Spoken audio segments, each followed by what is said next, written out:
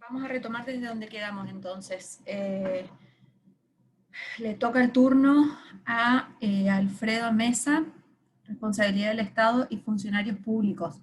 Alfredo, vos ibas a usar PowerPoint, ¿no es cierto? Profe.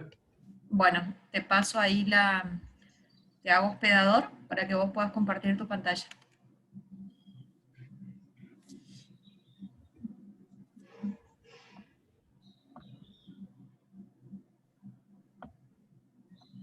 Bien, ahora tengo que ver cómo hago. Compartir Eh, pantalla. ¿Estás en computadora? ¿En una computadora? Fíjate, ahí te tiene que aparecer con un icono verde que dice compartir. ¿Ahí lo ven? Enseguida, espera que tarda. Ahí está. Ahí sí. Bueno, cuando quieras. Bien. Bien, buenas tardes, compañero. Buenas tardes, doctora. A mí me tocó desarrollar responsabilidad del Estado y los funcionarios públicos. Bien, los puntos a desarrollar son los siguientes.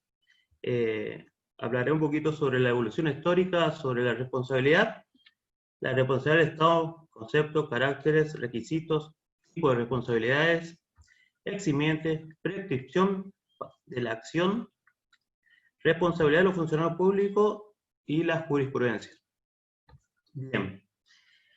El desarrollo de la evolución histórica inicia se puede dividir en varias etapas. En la primera etapa veremos una total irresponsabilidad del Estado, por los cuales el Estado no respondía, al Estado no se lo podía demandar por los actos o aquellas actividades lícitas e ilícitas que presentaban o que realizaban los funcionarios o el Estado. Bien, eso fue cambiando hasta al pasar los años. En el año 1874, la demandabilidad era con autorización legislativa, en base a la ley 675, el cual se solicitaba venia del Poder Legislativo para demandar al Estado. Bien, en 1900 la demanda contra la nación era como persona de derecho privado. Esto era en base a la ley 3952, la ley de demanda contra el Estado. Bien, en 1932 la demandabilidad era con reclamo administrativo previo. Esto se practica hasta el día de hoy. Antes de demandar al Estado, se necesita el reclamo administrativo previo. Bien. Después, un precedente fue el fallo de Otto, el cual reconoce la responsabilidad estatal vía código civil. Bien. En la actualidad, fue en el año 2014, el cual se dictó la ley 26.944, en la cual se dicta la ley de responsabilidad del Estado y los funcionarios públicos. Bien, eso es en base a la evolución histórica de lo que es la responsabilidad del Estado. Vimos cómo pasó de una etapa de irresponsabilidad, el cual el Estado no respondía por los actos, los actos o la actividad lícita o ilícita que realizó. Y cómo el día de hoy se emitió una ley para la responsabilidad del Estado. Bien. Responsabilidad del Estado.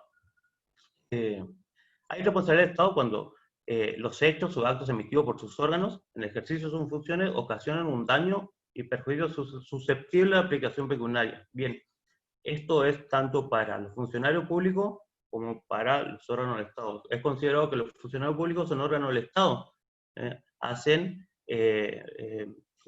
Prestan un servicio que está a cargo del Estado. Por ende, este concepto es general, tanto como para el Estado como para su funcionario público.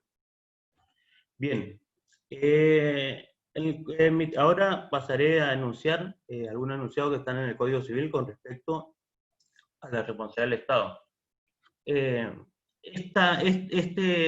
el nuevo Código Civil se hizo en concordancia a la nueva ley, la ley 26.944 de responsabilidad del Estado, en los cuales, en el artículo 1764, reza que la responsabilidad civil no son aplicables a la responsabilidad del Estado de manera directa ni subsidiaria. Lo mismo en el artículo 1765, reza que la responsabilidad del Estado se rige por las normas y principios del derecho administrativo nacional, local, según corresponda. Y en el artículo 1766 habla sobre los hechos y las omisiones de los funcionarios públicos, en los cuales nos dice más sobre la responsabilidad del Estado y los funcionarios públicos que se rigen por el derecho administrativo nacional o local, según corresponda.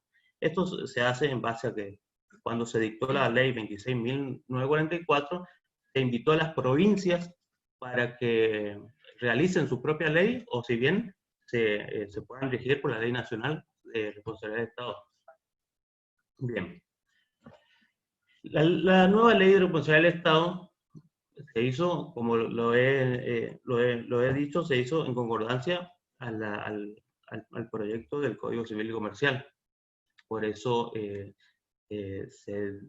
no se puede imputar al Estado en base al Código Civil, porque se entiende que el Estado le comprende el derecho público y no privado, como por eso es lo cual no es aplicable de forma directa el Código Civil. Bien. La imputación es directa y la atribución es subjetiva.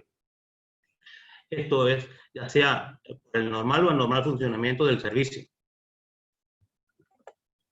La responsabilidad total se rige por el sistema del Código Civil. Por la falta... Un segundo.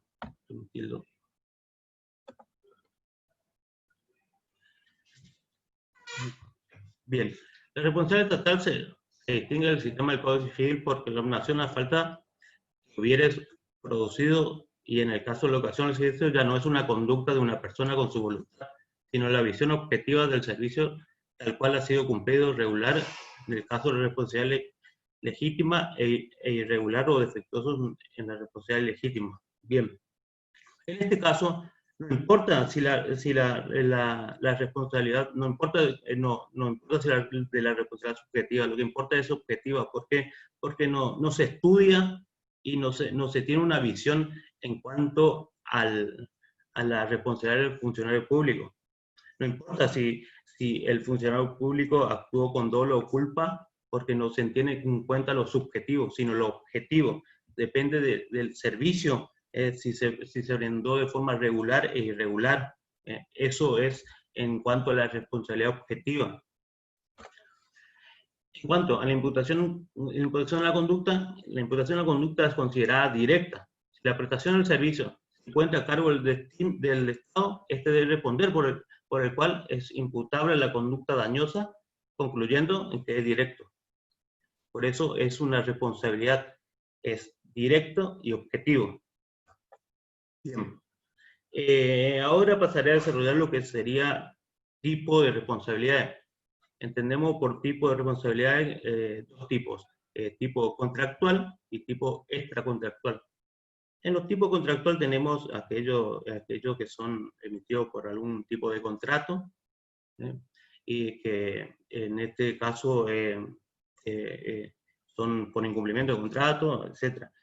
En la responsabilidad extracontractual surgen las relaciones con los administrados, en el cual el Estado, a través de sus órganos, causa un perjuicio especial al particular por los actos o hechos legislados, judiciales o administrativos. Bien. Existen dos subsistemas dentro del daño de responsabilidad contractual. Están los actos ilícitos y los actos lícitos, por actividad o inactividad o omisión de la conducta del órgano estatal.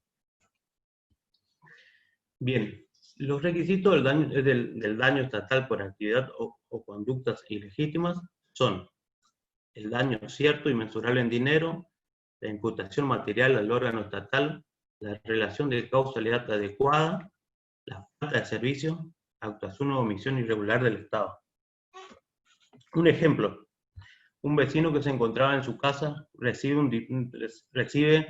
disparo por parte de la policía en violación de las reglas de uso de arma de fuego y sufre heridas graves.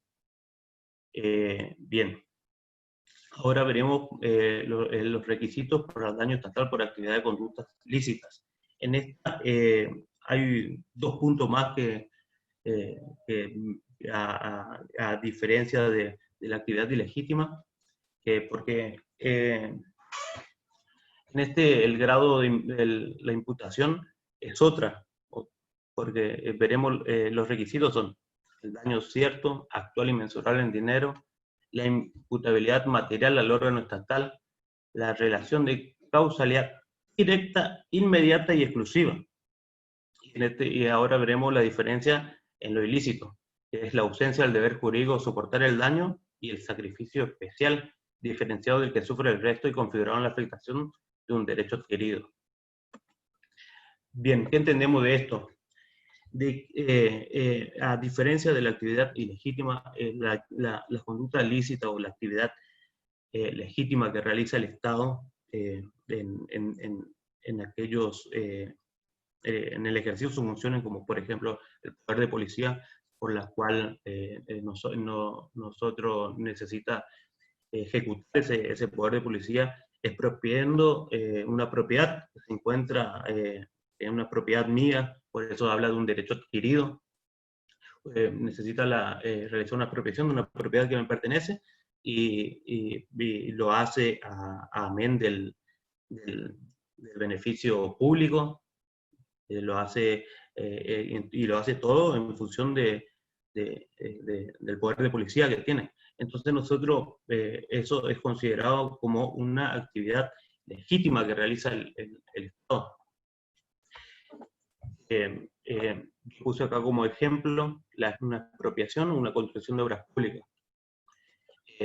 Otra cosa que hay que señalar de la actividad lícita, la actividad legítima que realiza, es que es excepcional y no comprende la reparación del lucro cesante.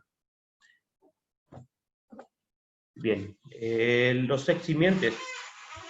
El Estado no se exime por responsabilidad por caso fortuito ni fuerza mayor. El hecho de la víctima o de un tercero por quien debe responder. Bien, esto significa que cuando aparece alguno, se configura alguno de estos, se pierde el requisito para poder responsabilizar al Estado.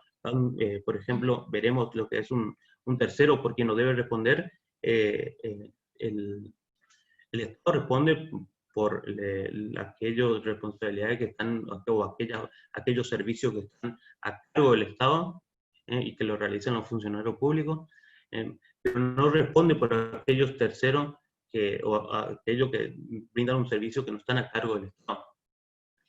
Por ejemplo, veremos sobre los concesionarios y contratistas. Dice, estos son unos aspectos que tiene la nueva ley, que dice, el Estado no responde de modo directo ni subsidiario por los perjuicios ocasionados por los concesionarios o contratistas de los servicios públicos, a los cuales se le atribuye o encomiende un cometido estatal cuando la acción u omisión imputada a la función encomendada. Bien, esto se entiende porque los concesionarios o contratistas no son órganos del Estado, no están considerados como órganos, sino realizan una tarea que le encomiende el Estado, pero el Estado no responde por los perjuicios ocasionados por estos, en razón de que eso no es considerado un órgano estatal ni funcionario, ni los empleados o funcionarios públicos. Otros aspectos a señalar es que la acción de la responsabilidad estatal prescriben a los 3 años, al igual que lo de los funcionarios públicos. La acción también de responsabilidad prescribe a los 3 años. Esto se remarcó porque si se regía por el Código Civil, nos podría llevar hasta 10 años la prescripción de la responsabilidad del Estado. También algo importante que remarcar que es que son improcedentes las sanciones pecuniarias disuasivas. Estos serían las sanciones que dicta el juez contra el Estado y contra el funcionario público. por ende no se le puede sancionar pecuniariamente al Estado y a los funcionarios públicos. Bien, las responsabilidades de los funcionarios públicos. De conformidad con el artículo 1766 del Código Civil y en concordancia al artículo 9 de la ley 26.944, las responsabilidades de los funcionarios públicos se rigen por las normas y principios del derecho administrativo local y nacional.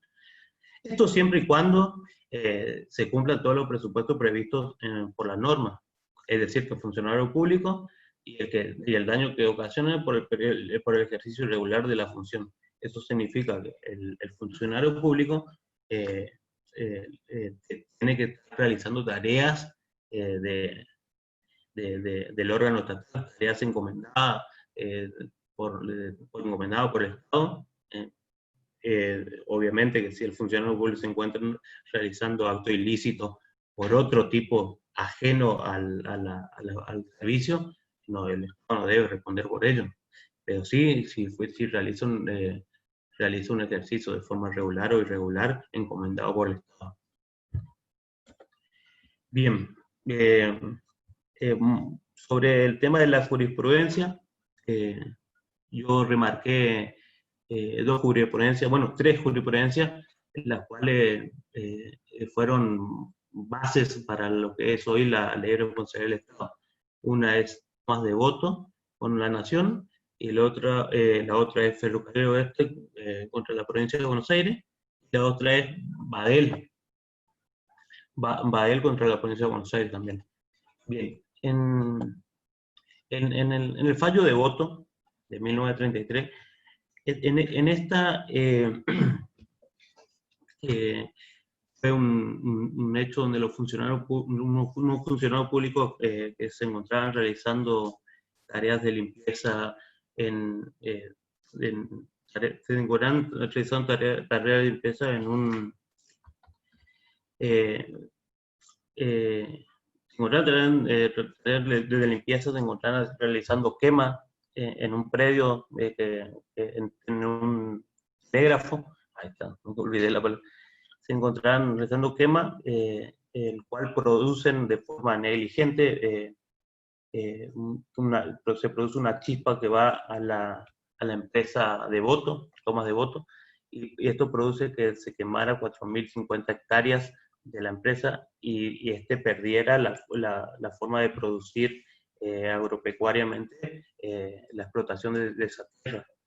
Entonces, en la Corte Suprema de Justicia, por primera vez, admite la responsabilidad del Estado en este fallo. De este fallo es un principio general porque pasó de la irresponsabilidad a hacerle responsable al Estado. Se basó en los artículos 1109 y 1113 del Código Civil. Los tipos de responsabilidad fueron indirecta y con factor de atribución subjetivo. ¿Por qué subjetivo? Porque en esto se dictaminó la negligencia de los funcionarios públicos, el cual fue una negligencia porque actuaron con culpa. Bien, en el precedente, en el fallo Ferrocarril Oeste, esto fue por una emisión de un certificado de dominio de forma irregular. La empresa Ferrocarril Oeste culpa a la emisión de un certificado de dominio de forma irregular, tuvo que realizar la compra de un predio 2 veces. Primero lo realizó la compra a un hombre el cual no era propietario actual del predio, entonces, y después, bueno, por eso tuvo que perder un juicio, el cual tuvo que después volver a comprar a la propietaria que fue en su entonces la actual propietaria, tuvo que volver a comprar el predio. Entonces compró 2 veces, el cual demandó a la provincia de Buenos Aires para que se le devuelva la plata y más intereses de la compra de la compra del predio, porque obviamente compró 2 veces el predio, pero lo hizo por una falla de la propiedad inmueble que emitió un certificado de dominio de forma irregular. En esta el tipo de responsabilidad fue indirecta y con el factor de atribución de la falta del servicio, con base subjetiva en la presunción de la culpa. La fuente normativa fueron los artículos 1112 y 1113. En el fallo Badel, el hecho en sí es muy similar al de Ferrocarril del Oeste. Fue por la emisión de un certificado de dominio de forma irregular, pero en este marcó otro precedente porque en este el tipo de responsabilidad que se imita al Estado ya pasa a ser directa y con factor de atribución a la falta del servicio, por ende es objetivo. A partir de este fallo Badel, que es lo mismo, es por la emisión de un certificado de dominio que se emitió de forma irregular, pero con la fuente normativa fue en base al artículo 1112. En esta ya se pasa a una forma de responsabilidad directa y objetiva.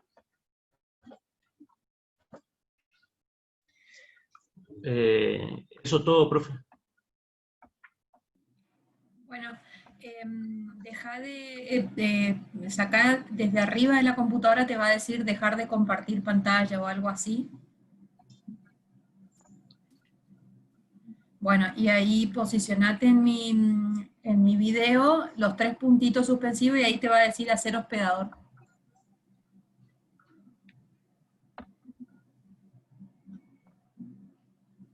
Ahí está. Gracias, profe. Bueno, es muy, muy bien, Alfredo, tu exposición. También no tuve muchas ocasiones de escucharte, creo que en el segundo parcial sí. El primero no me acuerdo si lo rendiste oral. Sí, lo rendí oral también. También, sí. Bueno, muy bien, Alfredo, linda tu oratoria y tu explicación. Y bien el tema del PowerPoint, algunas cosas leíditas, pero como este es un tema que tiene mucho contenido escrito en la ley, es inevitable que uno siga o el texto de la ley o en este caso lo que volcaste en el PowerPoint. La devolución de tu trabajo escrito ya te la había hecho por correo. Estaba mirando lo que habíamos conversado por correo. Y el tema está muy bien desarrollado. Espero que se haya entendido bien porque estuvo bien explicado. Este tema, como hemos anticipado un sinnúmero de oportunidades, ha salido de nuestra órbita natural, que era el derecho civil, y se ha ido a una órbita distinta, que es la del derecho administrativo, pero en la ley que la regula, que es una ley especial, sancionada a la par prácticamente de la ley de reforma del Código Civil y Comercial, es bastante similar en cuanto a la estructura de cómo se analiza la responsabilidad, más allá de que va a ser de derecho administrativo, haciendo una relación de concordancia entre ambos tipos de responsabilidad, digamos, lo que nosotros aplicaríamos para resolver todas las hipótesis reguladas en el Código Civil y Comercial, y este supuesto que tiene establecido por ley especial cuestiones específicas, y que nos llevan a litigar a un ámbito distinto, pero hay bastante relación en cuanto a los términos que utiliza. Fíjense, descárguense esta ley para repasar este tema. Es una ley corta, que tiene una estructura bien fácil de interpretar, y que resuelve en base a una estructura bastante similar a lo que nosotros hemos visto para la responsabilidad civil en general. O sea, habla de un tipo de imputación objetiva en cuanto a los términos a los que ya nosotros nos hemos venido refiriendo, y directa, y lo único que tendrían que considerar como puntos especiales son esos listados de requisitos. Sería bueno que después, Alfredo, vos le pases el PowerPoint a tus compañeros, o en su defecto que busquen en la ley, porque todo eso está reflejado en los primeros artículos de la ley, para entender cuándo se configura la responsabilidad del Estado por actos lícitos y cuándo por actos ilícitos. que agrega esas particularidades respecto a la falta de servicio, o al tema de lo de que no haya, que el damnificado no tenga obligación de soportarlo, y bueno, cuestiones de color que aparecen en este supuesto de responsabilidad en particular. Queda claro que el Código Civil y Comercial no lo podemos aplicar a un caso en que vayamos a buscar al Estado como responsable del obrar que ha provocado los daños. No obstante, la ley nos da similares herramientas, insisto, para resolver la cuestión. Si bien la interpretación es bastante restrictiva en cuanto se refiere al obrar lícito del Estado, y así lo determina la ley, y incluso la ley misma nos deja fuera la posibilidad de reclamar por daño lucro cesante en ese tipo de hipótesis, todo lo demás podríamos prosperar en un eventual reclamo. Y otra cuestión que también menciona Alfredo, que ya lo hemos mencionado cuando hablamos del tema de los accidentes, es el tema de si el Estado responde o no cuando ha delegado, a través de un contrato de concesión, la explotación de un servicio público a una empresa privada. ¿Qué pasa ahí con si el Estado le entra o no a responder cuando ha hecho esa concesión o esa consignación de la explotación a un particular que obviamente no es órgano, como explicó Alfredo, y no puede aplicarse ni siquiera por analogía la ley especial.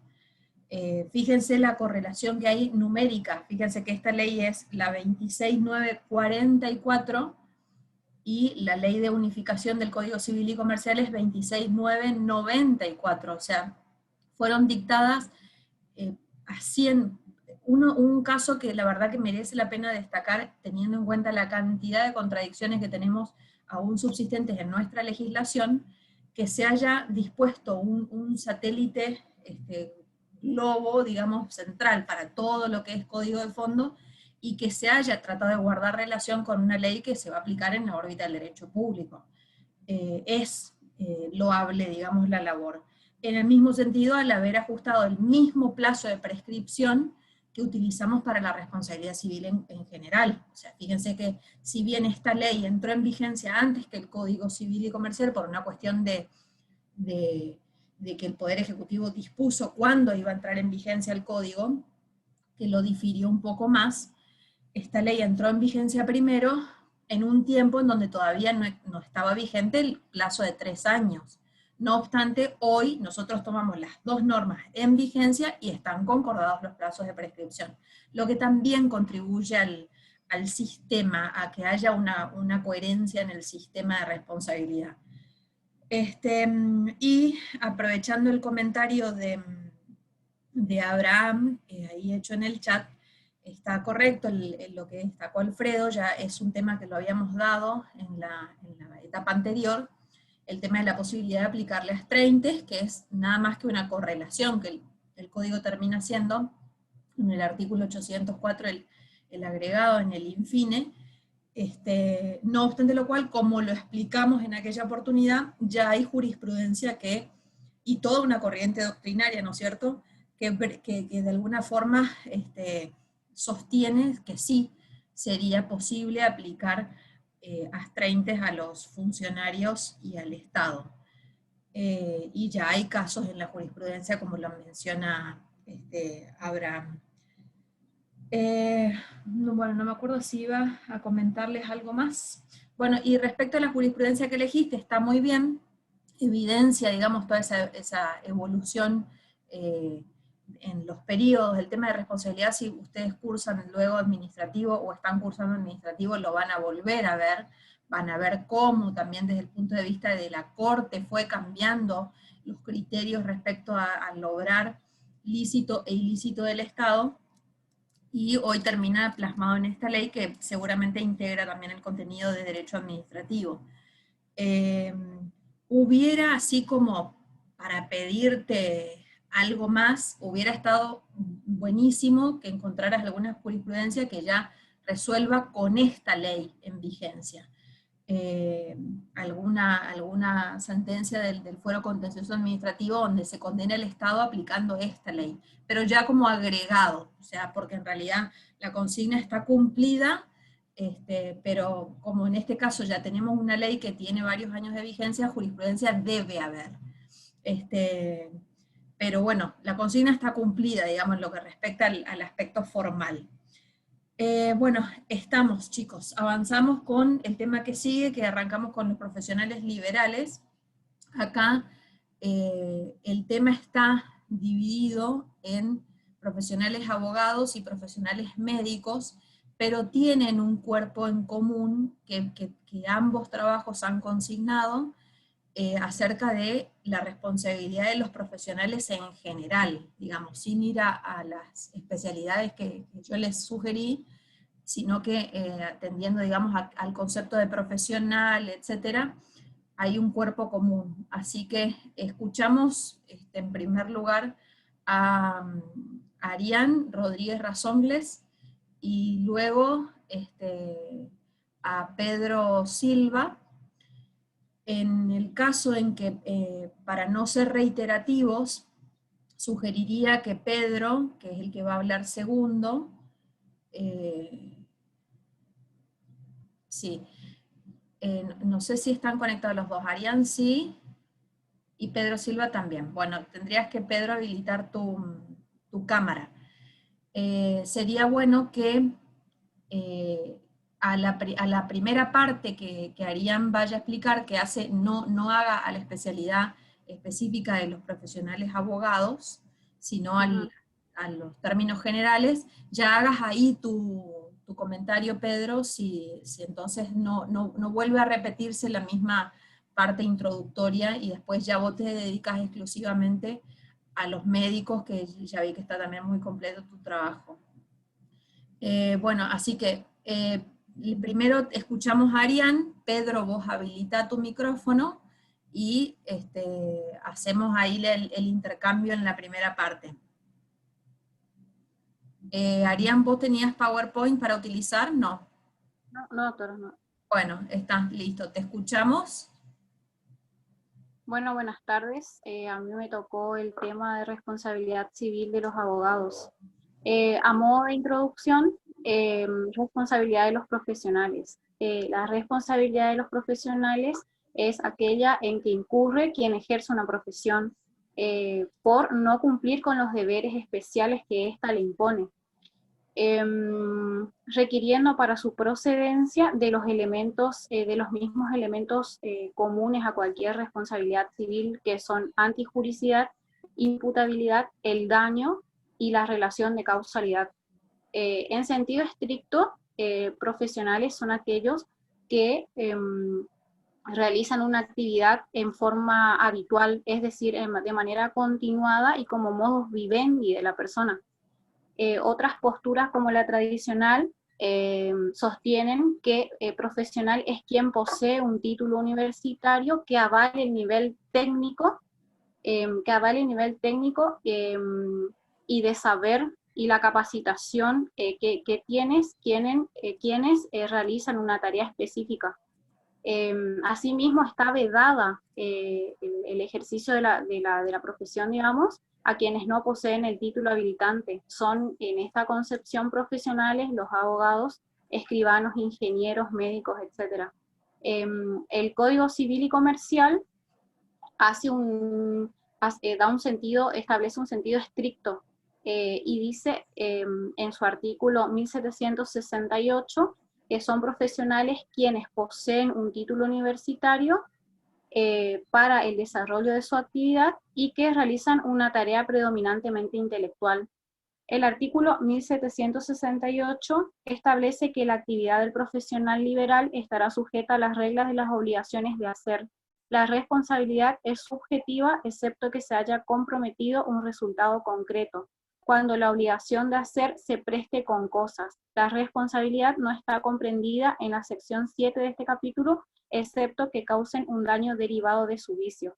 La actividad del profesional liberal no está comprendida en la responsabilidad por actividades riesgosas prevista en el artículo 1757. Ahí termina lo que sería responsabilidad de los profesionales. No sé si continúa mi compañero. Pedro, ¿querés agregar algo a esta primera parte? Antes de ir a las especialidades en concreto de cada uno. No, eso era todo. Bueno, y en el caso de Pedro, Y es casi similar, doctora, muy similar tengo yo. La parte que empezó a hablar la compañera es sí, casi lo mismo, no diríamos. No sé bueno, si agre- está. Entonces seguimos escuchando a Arian para que Bueno, ella desarrolle lo de los abogados y después ya te quedas vos con el tema de los médicos. bueno, la responsabilidad civil del abogado. Abogado proviene de la voz advocatus, que significa llamado para auxiliar. Es la persona que está autorizada legítimamente para intervenir en un juicio defendiendo a sus clientes, defendiendo los deberes y derechos de sus clientes. Y al mismo tiempo dar un dictamen acerca de cuestiones legales que se le consultan. Advocatus significa precisamente intervenir en un juicio de palabra o por escrito. Deberes del abogado. El abogado tiene en el ejercicio de su profesión se le asignan deberes. Ellos son juramento. El juramento consiste en el compromiso de llevar a cabo lealmente la profesión, observando la Constitución, las leyes, tanto de la nación como de la provincia. El deber de lealtad, al margen de la libertad profesional de aceptar o no defensas y patrocinios, una vez asumidas estas, entran en juego una serie de obligaciones del profesional para con su cliente. Es lo que se llama genéricamente como deber de lealtad o deber de fidelidad. La violación del deber de lealtad está penado en el Código Penal en su artículo 271. La violación al deber de lealtad puede configurar el delito de prevaricato, en donde reprime al abogado por defender sucesivo simultáneamente a ambas partes por representar partes contrarias en el mismo juicio. El siguiente deber es el deber de guardar secreto profesional. La obligación de confidencialidad existe en todas las hipótesis en que un profesional es detentador de información, sobre todo si es información íntima, si es información íntima, y donde su revelación en el juicio puede traer acarreado perjuicios para su cliente. El secreto para el abogado es tanto un deber como un derecho, y su infracción también puede traer, también está castigado en el artículo 156 del Código Penal. El deber de informar, y de asesorar debidamente a su cliente y no inducirlo a engaño. El abogado tiene el deber de informar a su cliente en cuanto a su situación real y de su futura gestión y de no inducirlo a engaño. Ello debe consistir en un informe que el abogado debe darle al cliente, en donde le indiquen las ventajas, desventajas y riesgos que se corren en su situación jurídica. El deber de actualización y perfeccionamiento profesional, que es el último de los deberes, y que dice que la legislación cambia continuamente y no de manera ordenada, así como los tribunales dictan miles de sentencias por día y la mayoría de ellas no son publicadas. El conocimiento del profesional abogado debe estar en continua evolución, ya sea para guardar, cumplir con las exigencias que sus clientes les requieren. Presupuestos para la responsabilidad civil del abogado. Se deben dar 4 elementos para que proceda la responsabilidad civil. Es la antijuricidad o ilicitud, la antijuricidad o ilicitud, la relación de causalidad, un factor de atribución de la responsabilidad y el daño. La antijuricidad consiste en un obrar contrario al derecho. La conducta, acción o omisión que causa un daño a otro es antijurídica y debe estar justificada. Artículo 1717. El artículo 1717 dice que cualquier acción u omisión que cause un daño a otro es antijurídica si no está justificada, es lo mismo casi. Bueno, y la ilicitud tiene que ver con producir una infracción en las normas relativas al ejercicio de la profesión del abogado, como ser el patrocinio o la defensa de su cliente. Después tenemos la antijuridicidad, la relación de causalidad. La relación de causalidad debe haber una existencia de una vinculación causal adecuada entre el abogado y entre el proceder del profesional y el perjuicio del damnificado. La prueba de la existencia de una relación adecuada entre la conducta del abogado y el daño queda a cargo del damnificado. Bueno, ello no es así en los casos de presunción, de causalidad, en los que en cambio el sindicato como presunto responsable para poder eludir la responsabilidad debe demostrar la inexistencia del vínculo causal. El tercer elemento es el factor de atribución de la responsabilidad.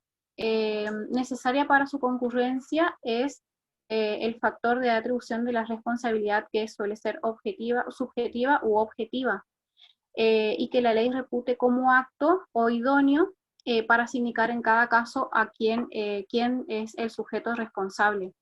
En el caso de los abogados, la responsabilidad del abogado es directa es directa por el hecho propio o personal, razón por la cual el factor de atribución ha de ser subjetivo. Sin embargo, ello habrá de influir el contenido de la prestación a cargo del letrado según sean por él asumidas obligaciones de medios o resultados. Generalmente las obligaciones asumidas por el abogado son las obligaciones de medios, porque el abogado no puede asegurar que va a ganar el juicio o litigio, sino que tiene que prestar todas sus habilidades y conocimientos. Y como último elemento es el daño. Para que se configure el daño es necesario, el daño lo constituye la determinación de la extensión del daño indemnizable. Aquí no es necesario que se cubra el total de la frustración del negocio jurídico, sino que solamente se debe indemnizar la pérdida de la chance.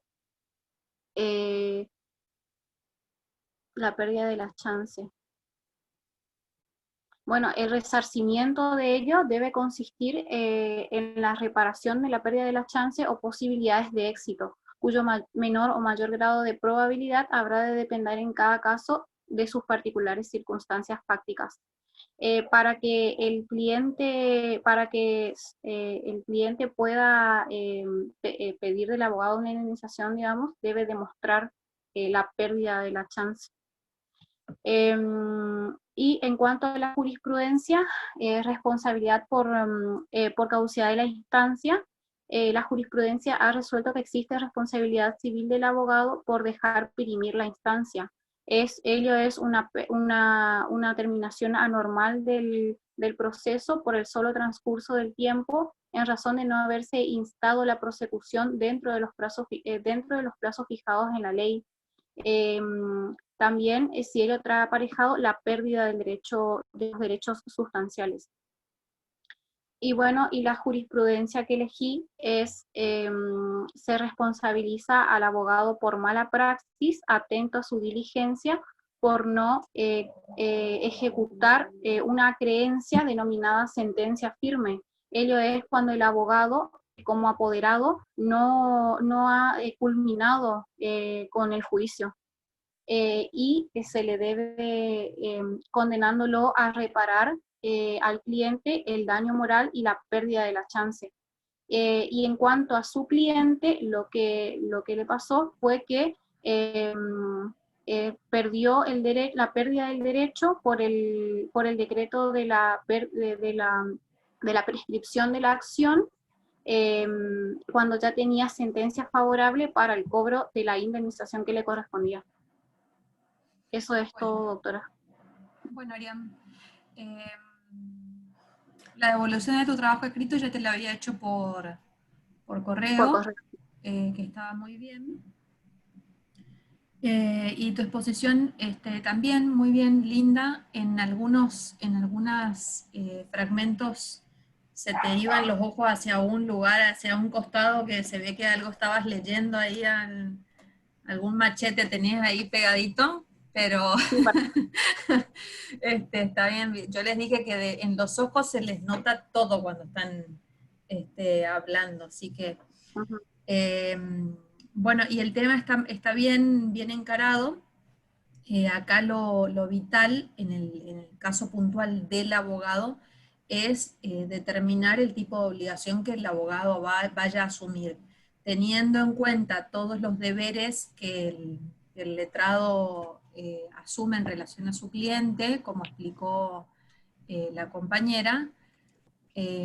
Será cómo deberemos calificar a la obligación en concreto. O sea, si estamos hablando, por ejemplo, de la obligación del abogado de mantener, por ejemplo, el secreto profesional, y el damnificado lograr acreditar que ese deber lo incumplió, y bueno, divulgar un secreto no creo que pueda calificarse como una obligación meramente de medios.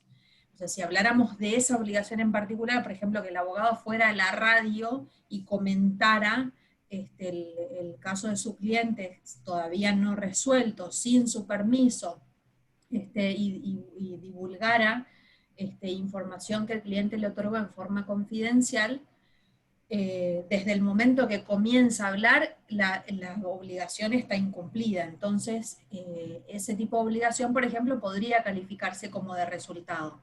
Ahora, si estamos hablando de la mera tarea de asesoramiento o representación, como en los litigios judiciales, allí claramente que el tipo de obligación que asume el abogado no puede ser entendida como de resultado, porque como bien explicó Arián, el abogado no se compromete en ningún caso a ganar el juicio, sino a emplear toda su mejor diligencia para obtener el resultado, pero sin asegurar este último. Lo que ya hemos visto acerca de esta distinción entre obligación de medio y resultado, con el correlato en cuanto a la posibilidad de que en el caso de obligación de medio se le aplique el factor subjetivo de atribución, y que pueda liberarse el abogado acreditando su diligencia, o sea, su no culpa, o bien en el caso de obligaciones de resultado que pudiera eventualmente asumir a través de un factor objetivo de atribución y teniendo ya que acreditar la causa ajena para interrumpir el nexo de causalidad. Esto es lo que ya hemos también comentado en varias oportunidades.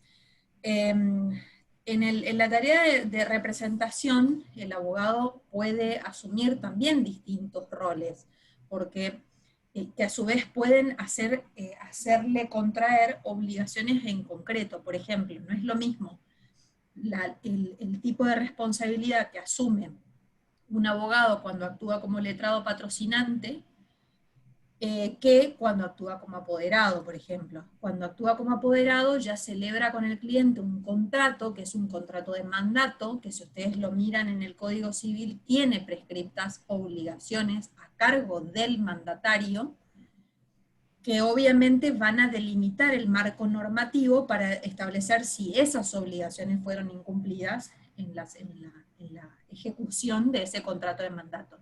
Si, por ejemplo, el abogado actuare excediéndose de sus facultades, por ejemplo, hiciera un convenio transaccional con la parte contraria y pone fin al litigio, el juez lo homologa y de repente el expediente se va al archivo de tribunal y el cliente ni se enteró. Y cuando se revisa el poder, se dan cuenta que nunca le dio facultades para transigir o para realizar transacciones o convenios o acuerdos con todas las denominaciones que muchas veces se utilizan en las escrituras públicas, que nunca lo facultó. Entonces, si en ese caso obrara obviamente según en los términos del poder en exceso de sus atribuciones, claramente que va a quedar evidenciado el incumplimiento o el obrar antijurídico. En este caso, la antijuridicidad va a ser valorada desde una perspectiva contractual, claramente. O sea, tengo que ver si el contrato fue infringido. Y en esta línea hay casos muy significativos de excesos por parte de los abogados que actúan sin estar facultados. Por eso es importante que alguien lo controle en alguna instancia. O sea, si el abogado no chequeó en su poder, bueno, que lo haga el juzgado. Y que sea el juzgado el que le diga, bueno, sabe que usted no tiene poder para hacer este acto, llame a su cliente, que venga su cliente y que ratifique todo lo que usted está diciendo en su nombre, porque usted no tiene facultades para celebrar este convenio. Entonces no habría problema si el cliente después va y dice, sí, yo estoy de acuerdo con lo que hizo mi cliente, pero y si el cliente dijera lo contrario, ¿qué haríamos? Que ya nos ha pasado, como les contaba yo en algunos casos, que los abogados se pelean con los clientes en el camino de hacer este tipo de acuerdos, y muchas veces cambian de abogado y se presentan, y ahí hay un tema con las disposiciones del Código Procesal, porque normalmente yo en la vida común, si yo hoy le doy un poder, por ejemplo, a mi abogado para que me administre un determinado negocio, y mañana decido que, como no lo veo seguido y ahora frecuento otro estudio, decido cambiar de estudio de abogados y darle un poder a este otro estudio. Bueno, normalmente poder posterior deja sin efecto poder anterior. Eso no es en lo normal. O poder especial deja sin efecto a un poder general que yo pudiera haber otorgado antes. Pero en sede judicial no es así. En sede judicial el cliente tiene que revocar el poder otorgado antes en forma expresa. O sea, este tipo de revocación tácita no aplica en juicio. Entonces muchas veces pasa que el cliente le otorgó poder a uno, a los 3 meses le otorga poder a otro, y los poderes que no revoca siguen vigentes. Entonces, ¿qué pasa si pasan 2 años y viene el abogado que hace 2 años atrás era su apoderado, y viene y realiza un acto que no estaba autorizado, que el cliente no quería? Y bueno, el poder está subsistente en tanto no sea expresamente revocado en el expediente. Entonces ahí hay muchas circunstancias que pueden presentarse porque el cliente o el nuevo abogado no revoca al apoderado anterior. Entonces le deja suelta una correa que en algún momento puede resultarle perjudicial. Controlar al abogado es fundamental también. O sea, el cliente no puede alegar que le confía, obviamente como cualquier tipo de profesión donde uno va al idóneo, y obviamente confía en la resolución de un pleito o de un problema, tampoco el cliente puede desentenderse. O sea, 1000 casos nos han tocado que los abogados vienen y dicen, mire, señor juez, renuncio porque perdí contacto con mi cliente, lo llamo por teléfono y no me atiende. Es más, nos ha pasado un gran problema en un expediente de un apoderado que hacía 10 años litigaba con un cliente muerto. O sea, hacía 10 años que el cliente había muerto, que no vivían en la provincia, el abogado nunca se enteró, y era un juicio que venía de años, y el abogado siguió trabajando como si nada, hasta que en algún momento alguien le dijo, me parece que esta persona está fallecida, y ahí, no sé si adrede o no, lo había ocultado en el expediente, porque mientras tanto el expediente avanzó, y allí recién pudo concluir su mandato. Y en el mismo sentido, cuando el abogado apoderado renuncia, fíjense, para que ustedes tengan presente, cuando el abogado es el que quiere dejar de representar al cliente, fíjense que el artículo 53 del Código Procesal le dice que en cuyo caso el apoderado deberá, bajo pena de daños y perjuicios, continuar las gestiones hasta que haya vencido el plazo que el juez fije al poderdante, o sea, al cliente, para reemplazarlo o comparecer por sí.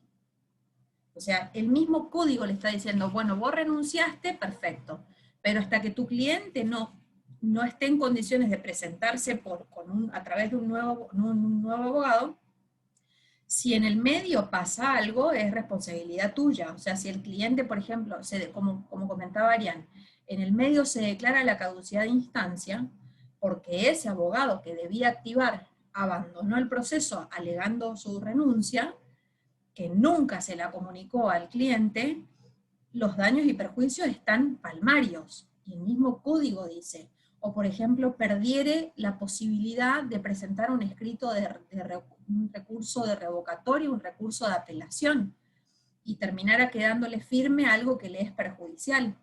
Bueno, en este sentido, algo de lo que ya hemos hablado, sobre todo en la primera parte de la materia, cuando hablamos de plazo y hablamos del tema del plazo de gracia, con todo lo que incumbe la responsabilidad del abogado en este tema, se van a encontrar con que sí, efectivamente, hay muchos supuestos en donde el abogado incurre en mala praxis, porque deja vencer un plazo sin recurrir lo que debía, porque pierde pruebas que eran sustanciales para que su cliente pueda ganar, porque no activa el proceso teniendo que hacerlo y el juez declara la caducidad de instancia, o la parte contraria lo acusa de ser negligente en la producción de alguna prueba, inclusive siendo criterio de muchos tribunales ya en el fuero local, de que cuando esa situación se plantea y es evidente que fue por desidia del letrado, le imponen las costas al abogado de esa actuación deficiente. Así que ahí ya la prueba queda en el propio expediente donde el abogado intervino, con lo cual ya ese expediente lo pido como prueba cuando presento mi demanda de daños y perjuicios, y no tengo mucho más que producir, porque va a surgir en concreto de las actuaciones que el abogado no obró con la diligencia que debía. Se supone que es un técnico que tiene una profesión universitaria, cuanto menos, o sea, como mínimo, sin hablar de las capacitaciones que se hacen luego, que obviamente está sujeto a normas técnicas, al control de un colegio, al control disciplinario de un colegio y por parte del juzgado, y que obviamente cobra una remuneración por lo que hace, no es que lo hace gratis. Entonces, en contraprestación, ese abogado tiene que hacer una tarea que esté a la altura, digamos, todo lo que uno trata de inculcar en la facultad a los futuros abogados, como son ustedes, de llevar esa tarea con la responsabilidad que corresponde y que uno le debe, tanto a la propia carrera de haber hecho tanto sacrificio y tantos años de esfuerzo, como al cliente, porque el cliente también los busca y los contrata en razón de esa relación de confianza que siente con el abogado. Entonces, no es cualquier cosa, no es ir a un kiosco y comprar una gaseosa, o sea, contratar a un abogado es algo sensible.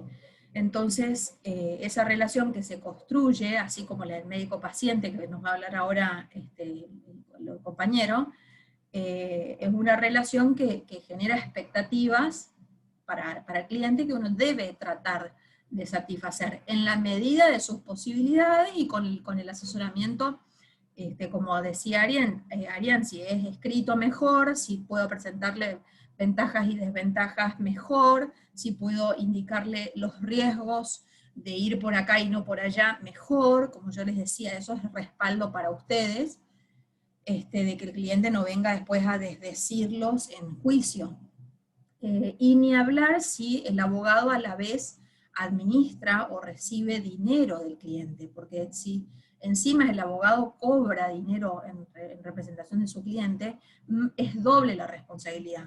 O sea, más aún si el cliente me daba dinero o si yo cobraba dinero por mi cliente, porque ahí la rendición de cuentas también es una causa vital para una posible mala praxis en el futuro. Entonces también hay que tener cuidado porque muchas veces el abogado se coloca como administrador de procesos sucesorios o en lo particular para los negocios del cliente y tiene que hacer también las tareas conforme las normas lo indican.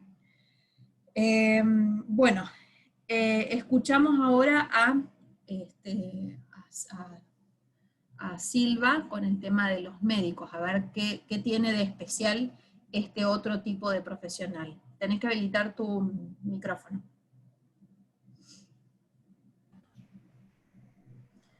Te paso para que vos, me estaba olvidando que vos tenés el PowerPoint, te paso te hago hospedador, así compartís ahí está, el PowerPoint.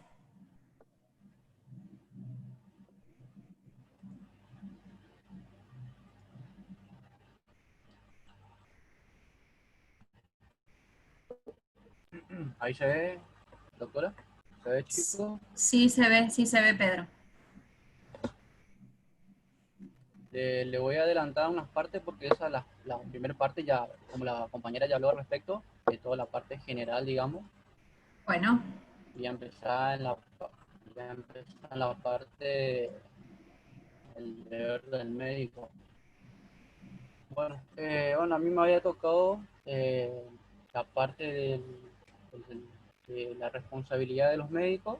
Bueno, como ya lo había hecho mención la compañía, artículos, en qué artículo se encuentra, el régimen legal.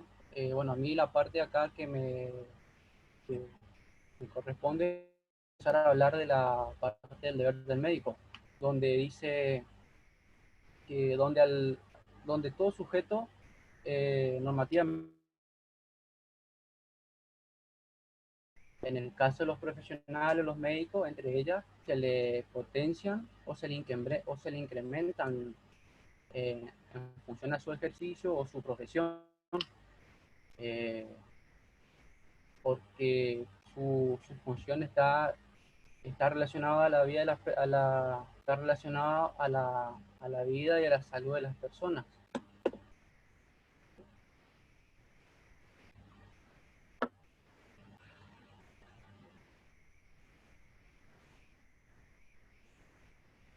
Por otra parte, tenemos los deberes del médico, cuya infracción generan responsabilidades. Tenemos por un lado el deber del secreto profesional del médico, que debe guardar todo secreto referente a sus pacientes que llegaran a con el motivo de su ejercicio, de su arte medical. También hay unas leyes las leyes argentinas, donde aparecen ciertas obligaciones o ciertos deberes que se le incumplen a los médicos, que deben hacer la correspondiente denuncia en diversos actos o hechos, como tenemos los de hechos ilícitos, nacimientos, disfunciones, padecimiento por un paciente de ciertas enfermedades y dolencias. Son ciertas leyes que le implementan, que deben hacer son leyes que le implementan que al pasar de competencia a los médicos, que sí o sí tienen que hacer la correspondientemente denuncia. En la parte de los deberes del médico de cuya infracción, de la responsabilidad que tienen, hay una ley, que es la ley 17.132, que fue sancionada en el año 1967, que son reglas que para el ejercicio de la medicina, odontología y actividades de colaboración de la misma. En esa ley se encuentran ciertos procesos o procedimientos para las partes de los médicos. Hay un artículo que son los que se destacan más, que tenemos el artículo 11, donde cesan, digamos, ciertas responsabilidades o ciertos supuestos, que tenemos cuando así lo establece por razones de interés superior, cuando el galeno, cuando perdón. Bueno, el artículo 11, perdón, el artículo 11 cuando son supuestos que cesan y lo establecen, cuando así lo establecen las razones de interés superior, cuando se tratara de evitar un mal mayor, y también hay otra de índole de incidencia práctica, de menor incidencia práctica, que es que la ley le permite cuando se tratase de para investigaciones, para, para avances, prohibiéndole que se publicare, que se con fines de lucro, digamos, de índole personal. Eso la ley le prohíbe, pero siempre cuando tratase para la investigación o avance, la ley sí lo habilita. Después tenemos el deber de información y comunicación al paciente, que directamente se encuentra relacionado con el paciente, viene a ser que es la obligación del personal profesional de informarle al paciente para, para requerir si está conforme para una determinada práctica de una cirugía, tratamiento, siempre el deber del médico es informar. Nunca puede actuar sin el consentimiento del paciente. Dentro de los deberes de información y información del paciente tenemos el deber elemental del prestador del servicio, dice que es el médico, es el advertir al paciente los riesgos que derivan de la realización de cierto estudio. En definitiva, debe decidir si vale la pena afrontarlo. Eso es uno de los... Y los efectos. Tenemos los efectos de la falta de información. El efecto de la falta de información suficiente es cuando el médico cuando el médico no brindó la información correcta y suficiente al paciente, y tampoco puede estar justificado cuando no existiese una emergencia grave que pueda costarle la vida al paciente. Son los efectos de la falta de información suficiente. Y tenemos después qué información se le debe suministrar al paciente. Para este caso existe un código de ética de la medicina de la República Argentina, donde contiene ciertas pautas, procedimientos que sirven para el procedimiento en estos casos. Tenemos por otro lado, ¿quién debe consentir? Primeramente, el que debe consentir el paciente que esté en razón, que esté capaz de tomar una decisión correcta. Y en otro caso puede ser que el paciente padezca de capacidad mental o alguna insuficiencia. Y en ese caso habría que recurrir a los herederos. En los herederos le tenemos, por ejemplo, a los hijos, esposa, si es casado, y si es menor, bueno, ahí en ese caso le correspondería a los padres, en los casos de quién debe consentir. Después tenemos la ausencia del consentimiento del paciente, donde tenemos la jurisprudencia ha fijado pautas sobre los efectos de la falta de consentimiento. Dice, estoy perdiendo. Dice, bueno, le leo, después les explico más o menos dice, no se aprobó ni una causa que determinara la intervención médica sin consentimiento ni del paciente ni del familiar. Tampoco se aprobó que el paciente estaba alcoholizado. no se daban los extremos de gravedad y urgencia para la vida o la salud, que justificara obrar contra la voluntad del paciente y prescindir del consentimiento familiar. Es muy similar al que más o menos estuve explicando recién, que si no está consentido el consentimiento del paciente o familiares, y tampoco el extremo de gravedad puede ser una urgencia, no se podría, digamos, justificar el médico porque hizo en contra de la voluntad del paciente.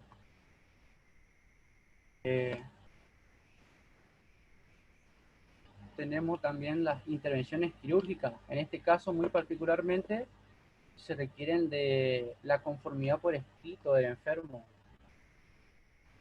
En este caso, sí o sí, de suma importancia el consentimiento de ello, salvo una incidencia, como dice, de inconsciencia o alineaciones, cuando la gravedad del caso no admitiera dilaciones. Después tenemos el consentimiento informado. Sabemos que el consentimiento informado es el derecho que tiene el paciente y el deber del profesional de mantenerlo informado. Tenemos por un lado que el médico debe obtener el consentimiento del paciente para llevar a cabo un tratamiento. Y por otro lado también tenemos que es de revelar información adecuada al paciente, manera que le permita participar inteligentemente sobre el tratamiento de lo propuesto. Médico, sí. Bueno, en estos dos casos son dos nociones del conocimiento informado y que la doctrina le impone. Después tenemos que en el nuevo código eleva el rango de justificación al consentimiento libre e informado del damnificado. En el artículo 1720, no sé si lo leo, doctora, o está así nomás. Sí, Pedro, léelo.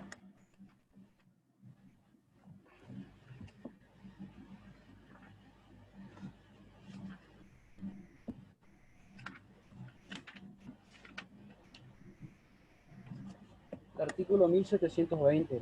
Consentimiento del damnificado.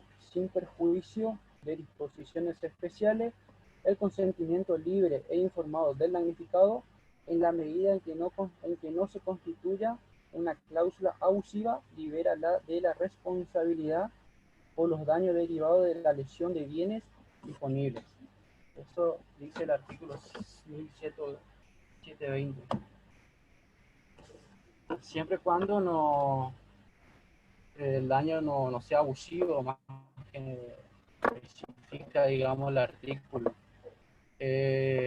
Tenemos, por otro lado, la parte de que qué efecto tendrá la prestación del consentimiento informado. Es decir, a pesar del consentimiento informado propuesta por el profesional, en la práctica puede sufrir un daño. En este caso, por más que el médico vaya informado, tampoco le eximirá de culpa, digamos, siempre y cuando se demuestre que no obró, siempre y cuando demuestre que actuó, digamos, de la forma debida. La prestación dice, la prestación adecuada y oportuna de información al paciente o cliente hizo un consentimiento previo al evento dañoso, podrá impedir que se responsabilice al profesional por la materialización del riesgo conocido, comunicado y asumido por el interesado directo.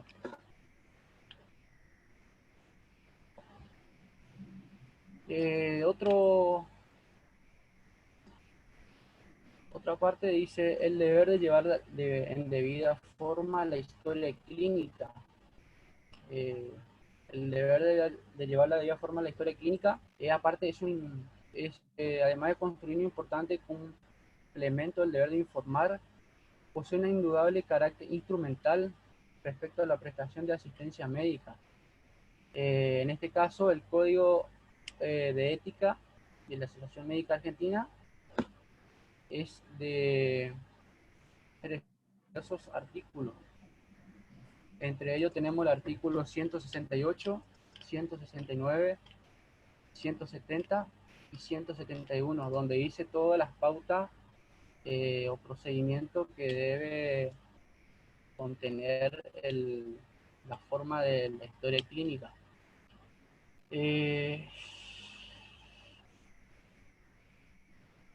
Después tenemos la parte de los presupuestos de la responsabilidad.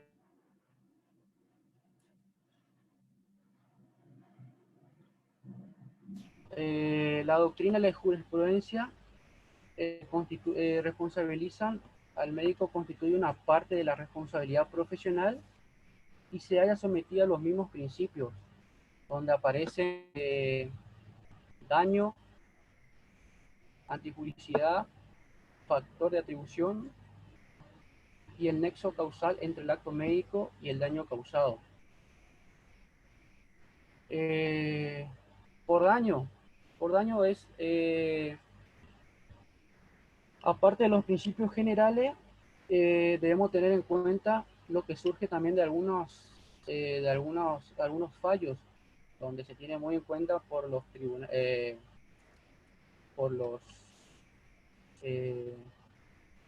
donde se tiene muy en cuenta, digamos, aparte de la ley general, en estos casos de los médicos, surge la lectura de los fallos, donde el obrar negligente de los profesionales médicos impidió al paciente tener una mayor posibilidad de curación o probabilidad de salvar su vida. Y aparte de los principios hay que tener muy en cuenta los daños, habla más que nada el tema de los médicos. También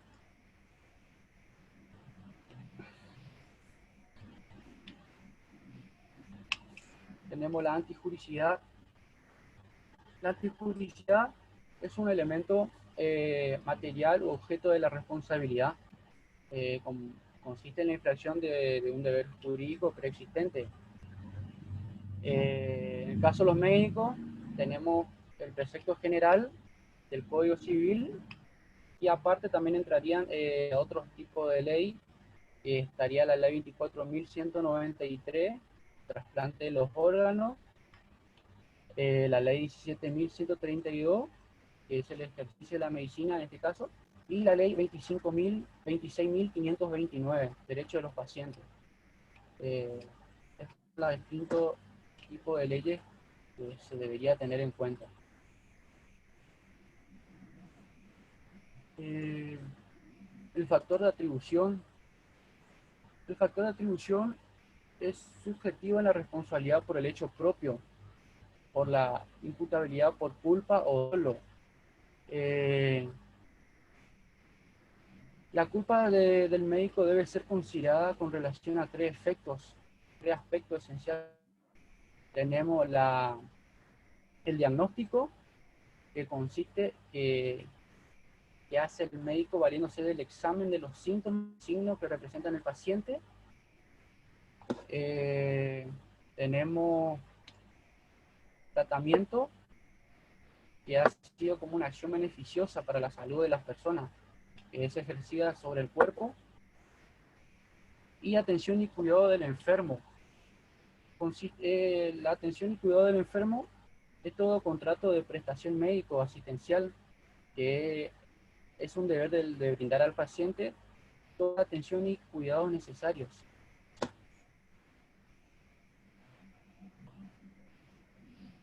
Y por último tenemos el nexo causal entre el acto médico y el daño causado. Dice que la relación a la responsabilidad de los médicos no se puede dejar de considerar brevemente al requisito del nexo causal. Habrá de permitir establecer la autoría material del profesional responsable.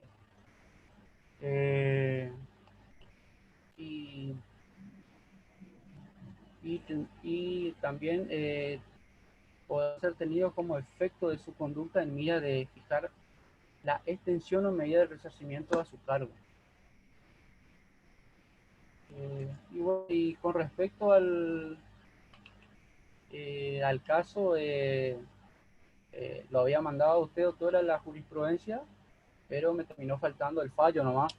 Ese, ese Igualmente me comentale, faltaría, Pedro, el digamos. caso. Bueno, el caso es, aparece, lo van a tener todos seguro, está en el libro de Clark, que habla sobre un caso que se da en el hospital de la clínica de San Roque, de la ciudad de Corrientes, a 130 kilómetros de la ciudad capital, donde una fecha del 2, si no me equivoco, el 23 de marzo, creo, dice donde una persona una persona embarazada que estaba en fecha de parto, asiste a la clínica por dolores y malestar, digamos, por dolencia, donde al asistir a la clínica, el médico no se encontraba solamente la enfermera que fue la que primeramente hizo las primeras, ¿cómo se dice? Las primeras intervención, digamos, donde le detecté que no era nada grave, era supuestamente era leve, digamos, los síntomas que tenía, no era nada para alertarlo. Bueno, lo que pasa en este caso es que esa persona, con el transcurso de las horas, empezó a empeorar la situación. Obviamente, informado el galeno, o galeano, perdón, que sería el médico, galeno, perdón, Galeno. asiste, asiste al hospital y bueno, donde constata que esa persona está sufriendo, no sé cómo es, la palabra no me sale, es decir, que la dolencia que estaba sintiendo era por la postura, digamos, de su bebé, que estaba en una forma no normal, digamos, la posición, digamos, para ya, digamos, tenerlo, digamos. Estaba medio dificultoso la posición del bebé. Bueno, entonces, eso sería más o menos la jurisprudencia, hace mención que el caso sería aproximadamente a las 4:30 de la tarde, constata. Entonces el médico lo que hace la solicitud del hospital de Juan Vidal o Ramón Vidal, de la ciudad de Corrientes, para cierta derivación porque el hospital de San Roque no contaba con cierto elemento para cierta cirugía, carecía de elementos, digamos, por eso no se le podía practicar, digamos, la correspondientemente cirugía. ¿Qué pasó? Siguió pasando el transcurso de las horas, esa persona recién a las 16:30, 19 horas aproximadamente, hace su salida hacia la ciudad de Corrientes. ¿Qué pasó en el transcurso del tiempo del viaje? Se empezó a dificultar más esa persona. Llegando a la localidad de Empedrado, ya estaba el bebé, digamos, con una cierta parte del cuerpo eh, saliendo, digamos ya estaba, digamos, en trabajo de parto. Lo que la enfermera decía en ese momento es ingresar a la localidad de Empedrado, llegar al hospital de Empedrado ante tal situación, y en el hospital de Empedrado la negativa del médico de guardia y de los enfermeros hizo que vuelva nuevamente en camino hacia la ciudad de Corrientes. Aproximadamente a las 21:30 más o menos hace su ingreso a la clínica. Hace su ingreso ya con trabajo de parto más avanzado, ya cierta parte del cuerpo del bebé ya se encontraba fuera de la madre. Llegaba al hospital, ingresa a la sala de cirugía, todo, se hace el correspondientemente parto sin ningún tipo de dificultad. Pero ese bebé luego del trabajo, luego de que naciera completamente, tenía ciertos problemas, ciertos problemitas de salud, donde, bueno, el médico del hospital deja constancia, deja todo, y bueno, a los pocos días se termina produciendo el fallecimiento del bebé, digamos. Y bueno, acá en este caso lo que habla es que la demanda, a ver, tengo acá el caso.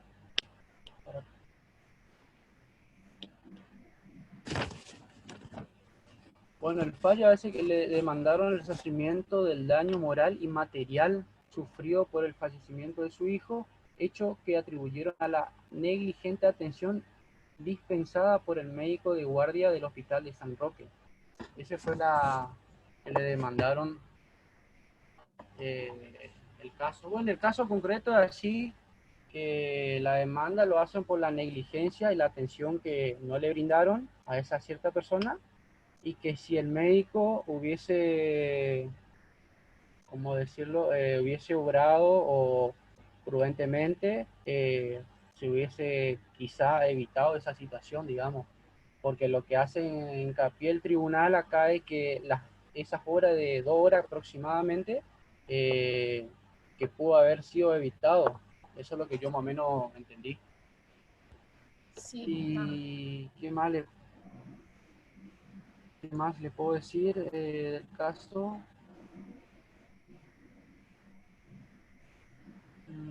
Sí, no, y bueno, y como le digo, el fallo me faltó para poder llegar a la conclusión final.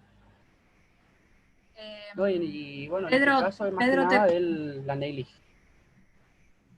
¿me escuchás? Sí, Te pregunto, Pedro, sí, le en escucho el a usted. libro ahí o alguno que tenga mano, en el libro del doctor Claps, ¿dice el número de la sentencia? Porque vos pusiste en el trabajo, dice la fecha del fallo, que es del 2003. Pero el número de la sentencia no dice. No, no dice. No, yo lo busqué y no. Dice la fecha nomás. Vos buscaste en la página Ah, del... pues, puede ser, no sé si sería bien abajo, dice eh, expediente número, puede ser eso o no. Decime, a ver. Expediente número C03, Mm, guión medio, 21 03 10 mm. 43 barra 4. Ese es el que me aparece acá en el libro, no sé si será ese Es el o no. número del expediente, pero estoy mirando también. ¿Y la fecha? Y la fecha y acá aparece la fecha de que que se hizo presente la paciente, que fue el 23 No, de la marzo de fecha del 2003. fallo, la fecha del De, fallo. no hace mención. Tampoco de la carátula. ¿Eh? Tampoco de la carátula. No hace. No, A ver si... yo al menos no encontré.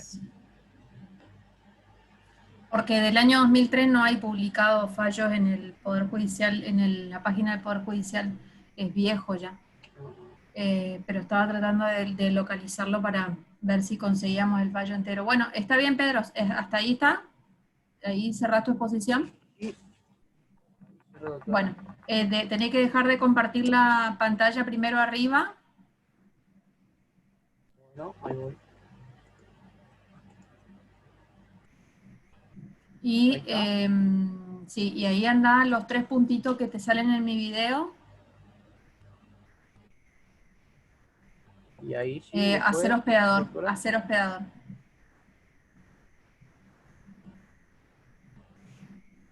Ahí está. Bueno, muy bien tu trabajo escrito, como te lo había dicho en el correo, que te contesté también tarde porque vos me habías mandado hace varios días el trabajo.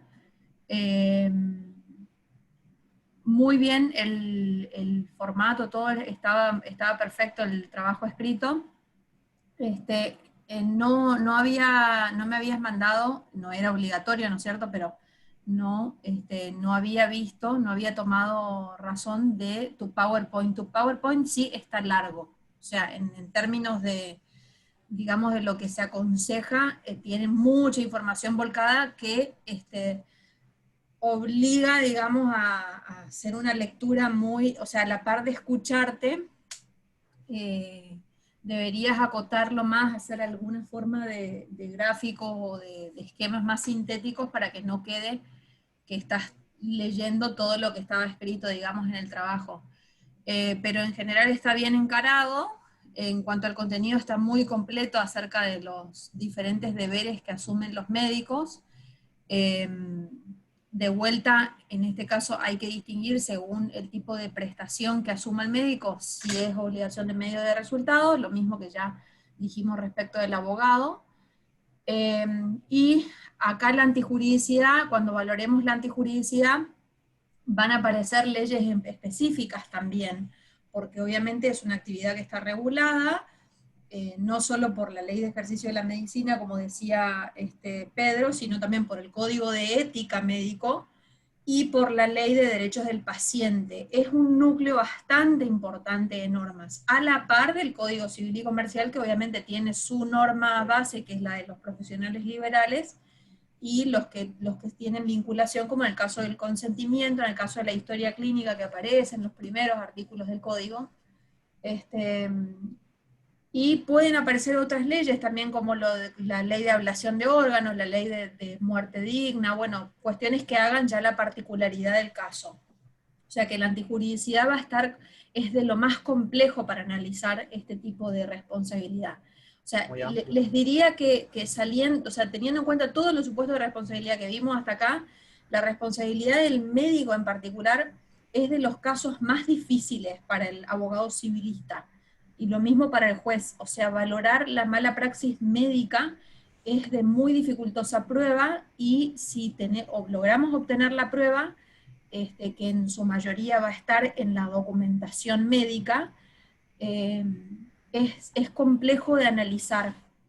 Hay varios puntos sobresalientes a destacar. En el caso del médico, bueno, explicó muy bien Pedro el tema del deber que asumen acerca del deber de información, y el deber de requerir el consentimiento del paciente, que obviamente le tuvo que haber precedido el cumplimiento de ese deber de información, y ese documento que debe otorgarse también de manera previa a cualquier acto que el paciente tenga obligación de consentir, especialmente si es un acto quirúrgico donde el consentimiento informado es obligatorio. El consentimiento informado y previo es obligatorio. Entonces, ese documento ya sienta una piedra angular, digamos, para toda esta responsabilidad. Y por otro lado, todo lo atinente al deber de conservar y confeccionar correctamente la historia clínica, también es otro de los aspectos donde podríamos llegar a encontrar configurada la mala praxis. Porque por ahí es difícil probar si el médico le dijo o no algo al paciente en su consultorio, si algún testigo lo escuchó, si le dio alguna recomendación por escrito. Es muy difícil probar eso, porque yo puedo llevarle, por ejemplo, puedo ir al médico siempre acompañada, pero ese testigo capaz es mi esposo, que luego no puede declarar en juicio, o es mi hijo, que luego tampoco puede declarar, son testigos excluidos, cuando hay parentesco por consanguinidad no me sirven. O puedo ir con alguien ya previendo que, a ver que alguien escuche, o puedo ir y grabar lo que el médico me dice, pero como les digo, esa prueba es muy difícil después incorporarla al proceso. Entonces muchas veces termina siendo la palabra del paciente contra la palabra del médico. Y ni hablar si el caso termina con la muerte del paciente, porque imagínense que ya la desazón de la familia hace que se busque un responsable, que muchas veces puede estar en el médico, como muchas veces no. Muchas veces hay una cierta diligencia, no diligencia, una cierta negligencia por parte del propio paciente o de la propia familia del paciente, que por ahí tarda en llevarlo a la consulta, no toma la medicación que el médico le dice, bueno, lo que ya todos conocemos, digamos, en nuestro sentido común. Y en la historia clínica es donde vamos a encontrar posibles omisiones, posibles defectos. Es muy fácil encontrarles defectos a las historias clínicas partiendo de la base de las letras ilegibles que todos sabemos que los médicos tienen. O sea, desde arranque, la historia dice, según la normativa, la historia clínica debe ser legible. O sea, imagínense. Desde ahí en adelante, la historia clínica formalmente tiene que tener ciertos recaudos de correlación cronológica, tiene que ser completa.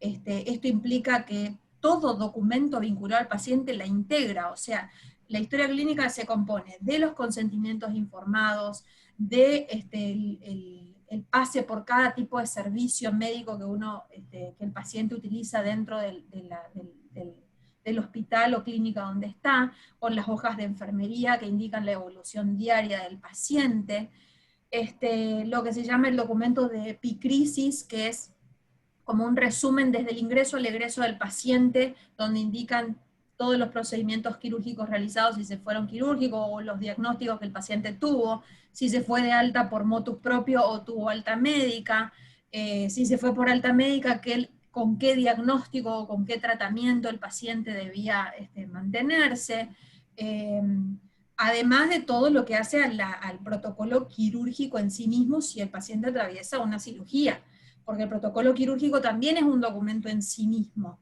O sea, también de ahí va a surgir la fecha en la que comenzó la cirugía, la hora en la que finalizó la cirugía, quién intervino, en qué carácter. Deberían figurar todos los nombres de los que participaron en la cirugía, el anestesista, el cardiólogo, el médico cirujano, el ayudante, todo debería surgir. Y una síntesis del procedimiento quirúrgico antes de lo que se espera encontrar y luego de que se realiza, haciendo una relación, digamos, si en el medio se encuentran con algo que no estaba previsto y cómo se resuelve en el momento, y cómo concluye esa cirugía en definitiva, si tiene o no alguna complicación. Bueno, todo ese documento que compone la historia clínica es de propiedad, de titularidad del paciente. Esto significa que por más de que esté en custodio del médico o del sanatorio, donde el paciente estuvo internado, el paciente o su apoderado o sus sucesores, en el caso, tienen el derecho de presentarse y en cualquier momento pedir copia de esa historia clínica, que se la deben dar en forma completa y en forma certificada por alguna autoridad del hospital o de la clínica que corresponda. O sea, no es dueña, la historia clínica no es de propiedad del médico. Por eso, tampoco puede ser adulterada. Obviamente, si es en un hospital público, va a tener carácter de instrumento público. Así que todo tipo de raspadura, tachadura, sobreescritura va a ser considerado defectos en el instrumento si no están debidamente subsanados. Bueno, toda una serie de cuidados para los cuales los médicos no prestan demasiada atención. Entonces la historia clínica muchas veces es la prueba. Por eso, cuando el caso ya viene preparándose, muchos abogados lo que solicitan, si cuando van a pedir la historia clínica ya el hospital se las da con cierto resquemor o les omiten ciertas partes, adrede, que ustedes se dan cuenta como abogados que acá nos falta cronología, muchas veces se prepara el juicio pidiendo como lo que se llama una diligencia preliminar de prueba anticipada del secuestro de la historia clínica. O sea que la historia clínica ya vaya y sea secuestrada por orden del juez, orden que ejecuta la policía local. Se realiza un breve procedimiento, o en el caso por ahí de sanatorios privados, por ahí es más fácil, digamos, el acceso, o es, digamos, menor el volumen, pero en general el secuestro se realiza con éxito, porque la historia clínica está en el lugar, y se deja constancia de toda esa incorporación ya en los propios expedientes penales. Muchas veces la historia clínica quedan los originales agregados a los expedientes penales por homicidios culposos que muchas veces se inician en ese tipo de mala praxis cuando hay muerte del paciente y no se sabe, se investiga esa famosa muerte dudosa que no se sabe por qué se murió el paciente dentro de la clínica o dentro del hospital. Y ahí es donde se preconstituye esa prueba vital para después construir un juicio al que no le falten patas, o sea, que lo que no esté en la historia clínica pueda efectivamente jugarle en contra al médico por ese deber no cumplido en debida forma. Y como les digo, es fácil, partiendo del aspecto formal de la historia clínica que nunca se respeta, a encontrar ciertas deficiencias, como yo les indicaba, por ejemplo, un caso que habíamos tenido, que el consentimiento informado se lo habían hecho firmar a la paciente a la misma hora que iniciaba el protocolo quirúrgico de la cirugía que se le realizaba. O sea, ¿qué pasó con lo de previo e informado? O sea, ¿en qué momento, si la paciente estaba anestesiada, le hicieron firmar, como declaraba la enfermera, 5 minutos antes de entrar? O cuando directamente no tengo consentimiento informado. Por ejemplo, tengo una paciente en coma, un paciente en coma donde el familiar nunca fue requerido a firmar nada, y termina en un desenlace fatal, y resulta ser que el familiar nunca autorizó una intervención quirúrgica.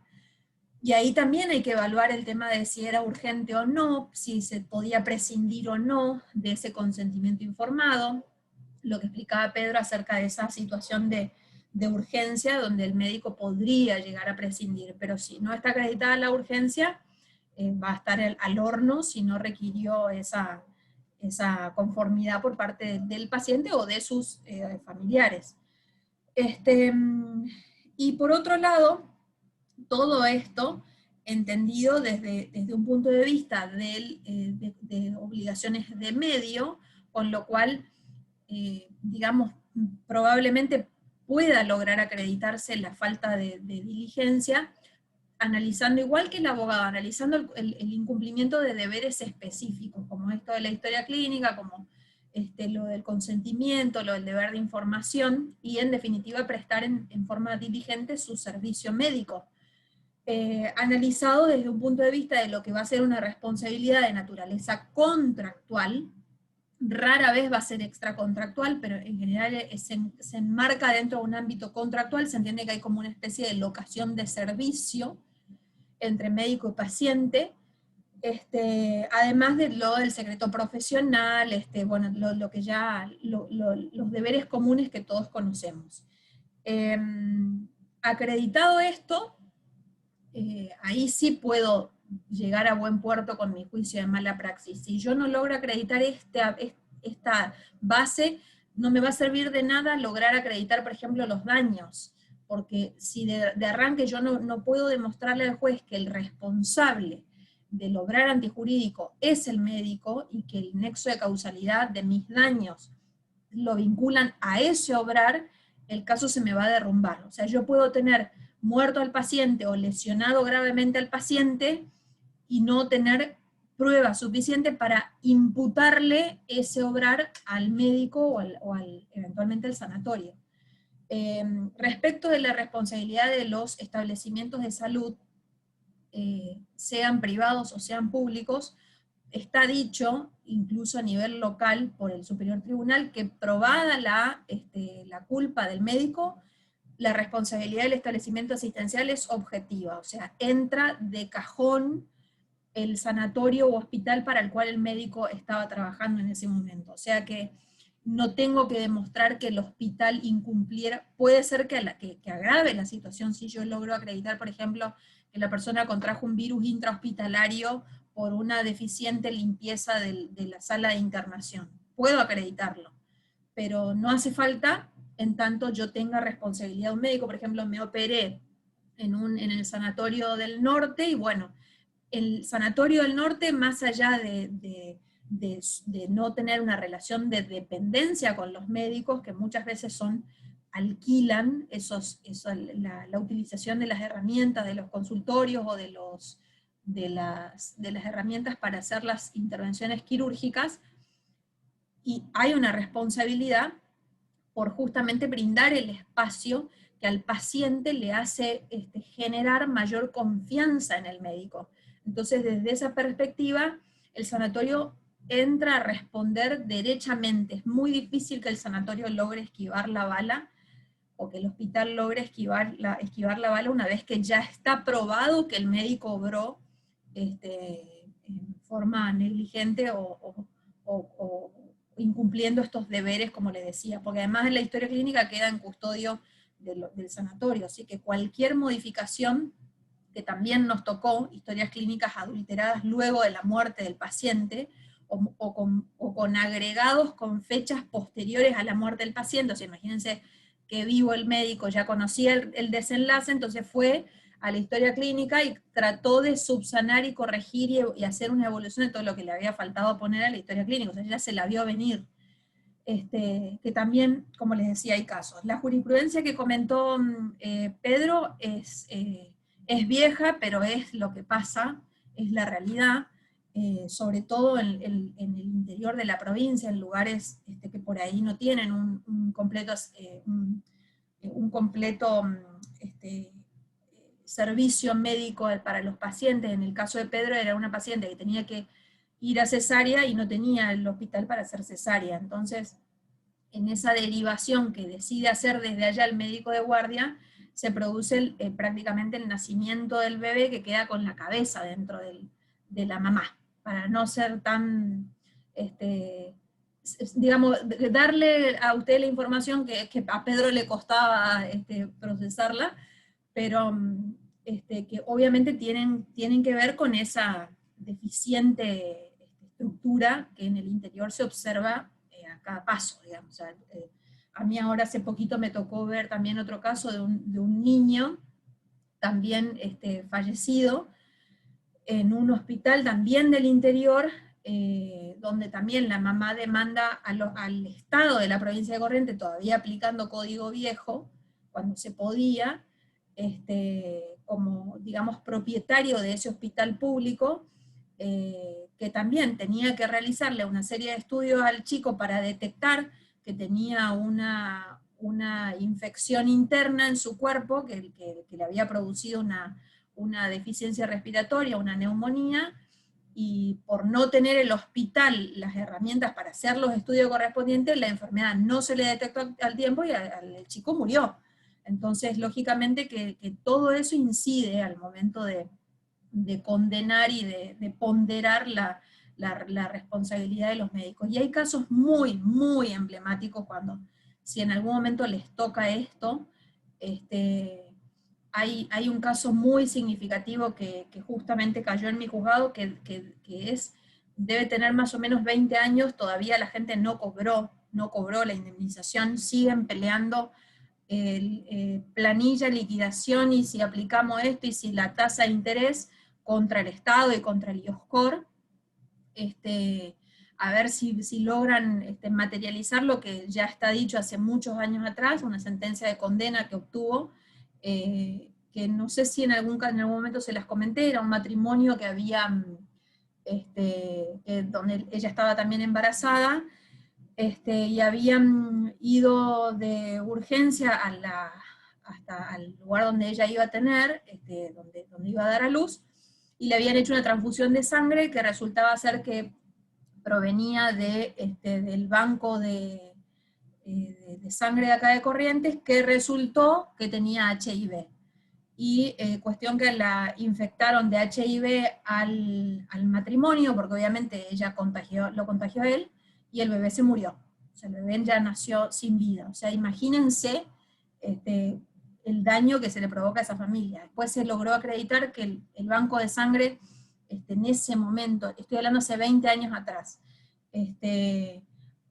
recibía donaciones de sangre de presos, y no hacían obviamente se les escapó del control de esa sangre que habían recibido.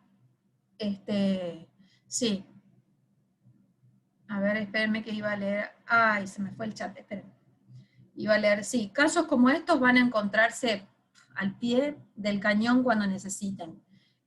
A mí me tocó en lo particular, yo soy, en el juzgado yo soy la especialista en los accidentes de tránsito, pero una vez me tocó la mala praxis de una chica que no sé si se los comenté también, que fue a operarse, como la chica esta, la Pérez Volpin, que fue a operarse de una cirugía laparoscópica para extraer la vesícula, y también terminó la cirugía sin ninguna complicación, pero a los 2 o 3 días se le desprendió un clip que se usa para cerrar, digamos, una vez que se extraen los conductos que derivan en la vesícula, se enclipan, y por alguna razón un clip se le desprendió y le produjo una hemorragia interna, a la chica le deriva en ese momento en un desmayo. La derivan, la trasladan de urgencia, en principio iba al sanatorio donde la habían operado, pero deriva en un hospital público, donde ya entra en paro, o sea, ya la chica entra, nunca reanimó, y estuvo internada varios días, la tuvieron que reintervenir, siempre el mismo médico que la había intervenido, fue al hospital público, integró el equipo de cirugía en las 3 oportunidades que la habían tenido que reintervenir, junto con el equipo quirúrgico, digamos, del hospital, y hasta que en algún momento entró en paro y murió, y también terminamos por atribuirle responsabilidad a ese médico, al primero, más allá de que se había probado que la cirugía había sido sin complicación, se había probado deficiencias graves en la historia clínica, en el protocolo quirúrgico, en el consentimiento informado, y obviamente en el deber de información previo, porque si igual la paciente no está, yo no puedo probar que a la paciente le indiqué los cuidados que debía tener en forma postoperatoria. ¿Qué pasa si en el postoperatorio la paciente, como pasa en este caso, levanta peso o se logra probar que no cumplía el reposo que el médico le prescribió y que eso pudo derivar en el saltado de un clip? O si es una situación fortuita, que un riesgo propio de la cirugía, bueno, tener el documento del consentimiento informado donde el riesgo va a ser asumido por el paciente. Bueno, en este caso el documento no servía porque era de fecha y hora correlativo a la intervención quirúrgica, entonces no podía usarlo a su favor ese médico. Y en el caso le atribuimos un 80% de responsabilidad al médico, y un 20% a lo que sería el hecho de los propios damnificados, porque habían demorado 2 o 3 días en llevar hasta que la chica no se desmayó, no hicieron consulta con nadie. O sea, ellos decían que se mantenían por teléfono en contacto con el médico, que el médico lógicamente negó, y no tenían cómo probarlo, y entonces no la llevaron a ninguna guardia, pese a que supuestamente ella refería fiebre, refería dolor abdominal. Claro, ya venía en un sangrado activo que no se lo detectaban, hasta que se derrumbó en el baño, y de ahí sí fueron a alertar al médico que la había operado. O sea, todo eso también tiene que ver con el hecho del damnificado. Y acá comenta Leandro, lo leo en voz alta para que conste en la grabación. Dice: acá en Posadas pasó el caso de una nena que tenía dengue, y fueron a la guardia, no le hicieron el test de dengue y la mandaron a la casa con paracetamol por las dudas. La cuestión que se agravó, terminó muriendo de dengue hemorrágico, siendo que podía seguir viviendo con los cuidados correspondientes. Sí, es así. El tema de la mala praxis es muy sensible. En mi caso, por ejemplo, yo tengo toda la parentela, madre, padre, hermana, todos son médicos, y me ha tocado un sinnúmero de veces, siendo chica, de escuchar, por ejemplo, cuando la iba a buscar cuando la íbamos a buscar a mi mamá a la clínica donde trabajaba, en la provincia de Formosa, manifestaciones: no, hoy no vengan a buscarme por este camino, vengan a buscarme por este otro, porque van a cortar la calle los parientes de una chica que se murió. O sea, las historias están, pero es importante leer siempre con cuidado el relato, porque el médico difícilmente desee la muerte del paciente. O sea, a ver, nadie quiere, imagínense que su profesión está vinculada al cuidado de la salud. O sea, en la previsión del médico no va a estar que el desenlace puede resultarle fatal. Pero el riesgo en este tipo de profesión, bueno, está implícito, o sea que también tienen que cubrirse la espalda lo mejor que se puede. Y anecdóticamente, teniendo justamente, como le decía, mi hermana médica, con este caso, fíjense cómo es la cuestión. Yo agarraba y le sacaba fotos a la historia clínica, ahora en pandemia me tocó resolverlo. Le sacaba fotos a la historia clínica y le mandaba a mi hermana y le decía, por favor, haceme la traducción, primero porque no entiendo los términos médicos, segundo porque la letra, por Dios,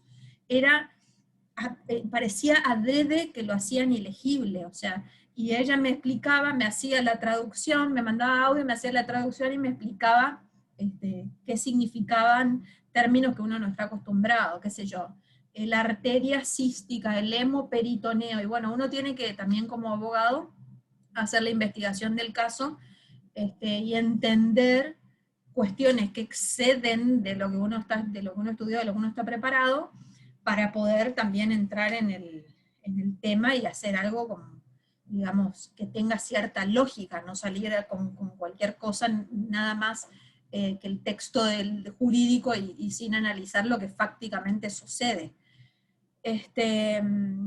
Bueno, ya nos pasamos del horario hoy, sí, son las 7.